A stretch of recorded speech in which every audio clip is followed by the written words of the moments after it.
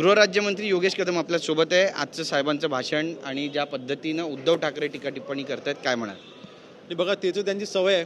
उद्धवजींचं भाषण कधी टीका किंवा टोमण्यांशिवाय कधी पूर्ण होत नसतंय। त्याच्यामधून कधी कुठल्याही शिवसैनिकाला प्रेरणा मिळालेली नसती।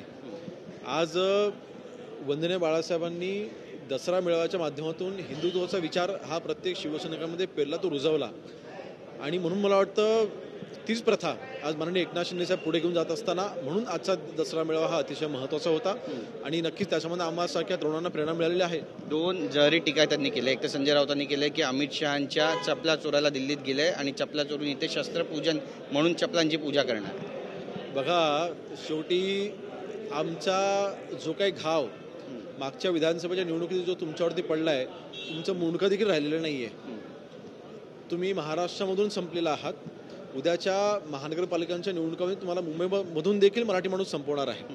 मग ह्या वेदनेतून त्यांच्या असं सगळं स्टेटमेंट त्यांच्या येत असतात, परंतु मला वाटतं जनतेला आता ह्याच्यामध्ये अजिबात रस राहिलेला नाही। उद्धव ठाकरे पण म्हणतायत की भगवी शाल पांघरलेला जो गाढव आहे तो कधीही शिवसैनिक होऊ शकत नाही। आज बरेचसे बॅनर मुंबईवर मी पाहिले। शेवटी भगवं अंगावरती घालून ज्यांनी महाविकास आघाडीची सरकार स्थापन करून मुख्यमंत्रीपदाची शपथ घेतली, त्यावेळेस ते भगवं घालत असताना तुमच्या मनामध्ये भगवा विचार तुम्ही सोडून दिला होता, हे तुम्ही कदाचित विसरला असाल। त्यावेळेला तुमच्या अंगावरती भगवं होतं, परंतु मनामध्ये हिरवं होतं, हे त्यावेळेला जनतेने पाहिलं आणि त्याचं उत्तर आणि त्याचा प्रतिसाद हे मागच्या विधानसभेच्या निवडणुकीत जनतेने तुम्हाला दिलेला आहे। आजचा जो दसरा मेळावा आहे तो किती निर्णायक राहील, कारण भविष्यामध्ये स्थानिक स्वराज्य संस्थेच्या निवडणूक आहे, महानगरपालिकेच्या निवडणूक आहे, चित्र कसं पाहत आहे? नक्कीच बघा, आजची उपस्थिती पाहता किंवा कार्यकर्त्यांमध्ये उत्साह पाहता हे लक्षात येतंय की येणाऱ्या महानगरपालिकांच्या निवडणुकीसाठी शिवसैनिक सज्ज आहे।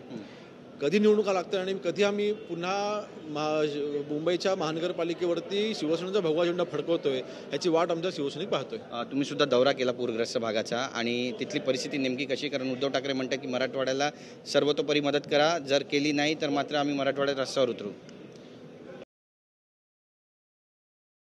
तो जोक आहे, म्हणून मला वाटतं मराठवाड्यामध्ये मी देखील गेलो, लातूरची पाहणी मी केली, सोलापूरची देखील केली। प्रचंड नुकसान आहे।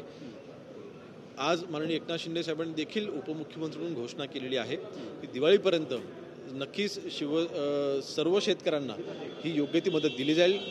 शेतकऱ्यांच्या पाठीशी आर्थिक ताकद उभी केली जाईल। नक्की धन्यवाद आमची बातचीत केल्याबद्दल। कॅमेरा पर्सन रोशन गायकवाडसह गिरीश गायकवाड, TV9 मराठी, मुंबई।